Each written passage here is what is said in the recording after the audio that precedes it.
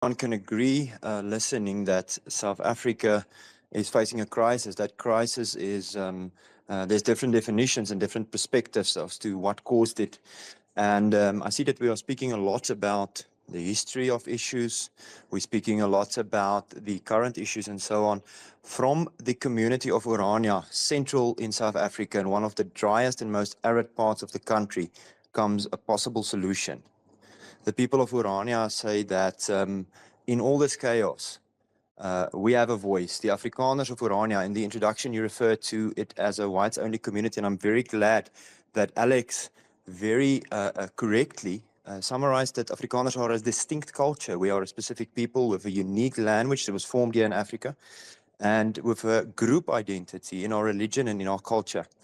So from the community in Orania comes a solution, and that solution is that we must first directly give our attention to what South Africa is and the way that that's structured, and then look at possibilities to better it. South Africa doesn't have a government problem.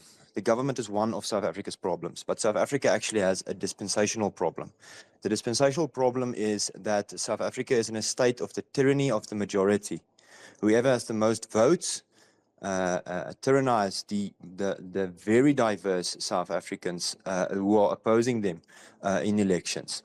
So South Africa is a country with 13 official languages, and that suggests something of a very, very diverse context. Orania says, look at us, we have a possible solution, and that is that cultures may take the initiative and to lead with solutions based on local governments and territorial recognition, where cultures can take control of their own fate. In Orania, what we have built is we took a patch of desert and a ghost town.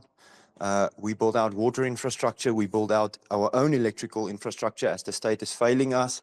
We have built business and economic infrastructure, and we've done it all without any municipal support from the state, although we are still paying taxes to them. So what we've built in Orania is important in terms of infrastructure, but there is something that is more important, and that is what we have built in Orania culturally. We have started to create a place for our people on the one hand, for Afrikaners that are scattered around this country, but also we have created a blueprint that other communities can use, that other territories can use, that other groups, as the Zulu or the Xhosa or other peoples in South Africa can use. And that recipe is you have to do it yourself. No one is coming to save you. And in accordance to that, we also replied to Trump's message. Thank you. Thank you for the urgency with which you tackled this land issue, this very, very dangerous communistic expropriation issue. Thank you. We appreciate the urgency. We appreciate the hand. However, we ask, rather help us here. We are part of this continent. We have no intentions of leaving, but we do want to pursue a stable and peaceful solution. Instability, Afrikaners can thrive. Joost, what would you consider that solution to be, or part of the solution to be? Well, I think the main part, as you see in Orania, with our own labor policy, where Afrikaners do all our own work, and I want to refer back to Apostle's comments about labor. Orania is leading the labor revolution, with Afrikaners changing a very old system of labor relations by doing everything here ourselves, all our labor. That's an important first step to personal and folks' freedom. The second thing is that, well, you cannot depend on anyone else, very specifically not the central state. They do not have the interests of the peoples of South Africa at heart. What they have at heart is their own interest, and they want to further that, and the only thing that they want to progress is their voter base. So our solution is simple. One, you have to do your own labor. Two, cultures must be leading the voices in South Africa about how to go forward stably. Not political parties, not pressure groups or lobby groups, but cultures. It is the most natural way. It's the most natural dispensation in the South African region, in the African region, is that of culture. So let cultures organize themselves in a way that they can be in control of their own destiny and in control of their own areas. And only from that, you get the self-confidence to build diplomatic ties on a peaceful manner and not a forced manner. From a place of stability, from a place of self-confidence and being in control of your own fate, you can then reach out and build Joost, diplomatic what it's conversations. sounding like and I don't want to put words in your mouth, so correct me if I'm wrong, but it's this idea of Afrikaner independence.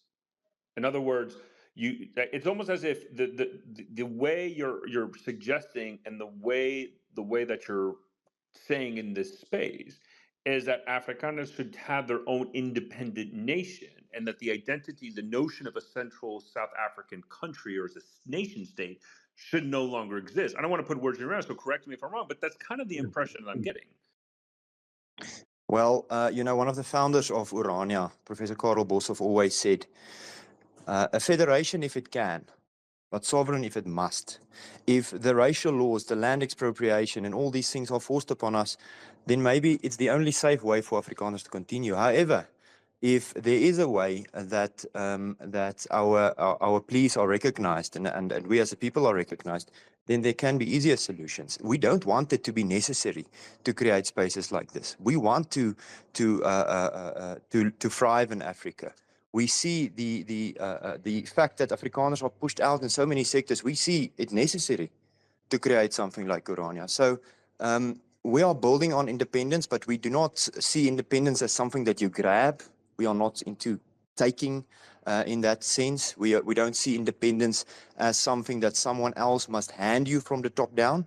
We see it as something that you must build from the ground up. And in that lies the important key of a solution for the entirety of Africa. So yes, if it must, we will pursue becoming more and more and more independent. We speak about crawling independence, crawling self-sufficiency. For 30 years we have built, and we will continue to build.